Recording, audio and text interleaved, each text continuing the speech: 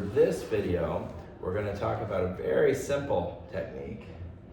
In fact, I'll try to skew this way so you can see me better, or at least I'll just simulate it like I'm sitting, a little bit of a squat here. So I'm sitting in my seat, and say this leg is longer forward than this one. So what that means is my pelvis is from the spine is collapsing and driving that out. Now usually when it comes out, it also has a tendency to come out that way. So it goes forward and out, which means I'm gonna be very tight in my TFL right here. And maybe some of my other hip flexors. And maybe I'm gonna be tight back here in the piriformis as well. So if that sounds like you, or you've been told that you do this, this is a good way to kind of correct that. So again, like looking at my knees, see this one here is out farther. I want to imagine I'm going to piston that back through the shaft of my femur here. I'm going to lower this table down a little, lower it down.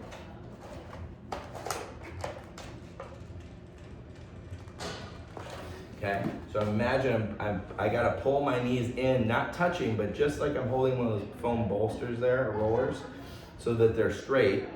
So that way when I pull straight back, it's gonna stay aligned with my body and it's not gonna splay out like this, because that's gonna go farther into that tightness. It's not gonna really help. I gotta keep them tucked in a little and pull straight back through. And as I do that, that's gonna come under here and I'm gonna be kicking back into my buttock.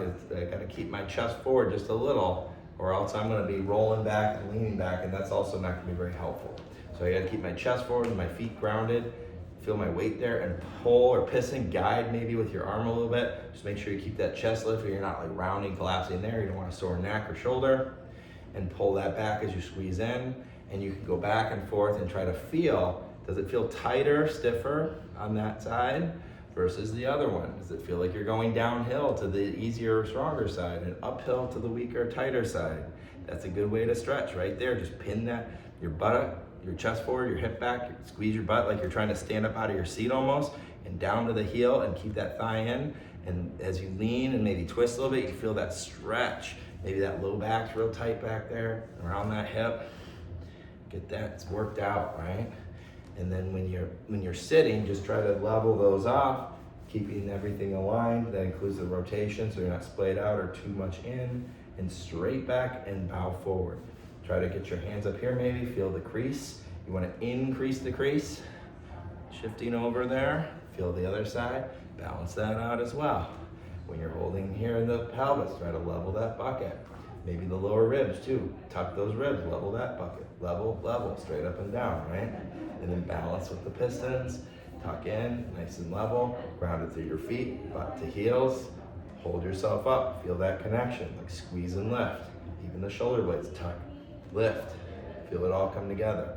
And when everything's working together really well and balanced, it shouldn't feel like a lot of work.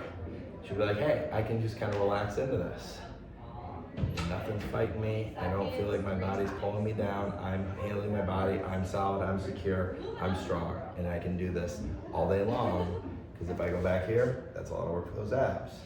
If I'm collapsing here, I'm not doing really anything. That's gravity taking over, right? I want to hold myself up, not let gravity be in charge. I'm going to be in charge.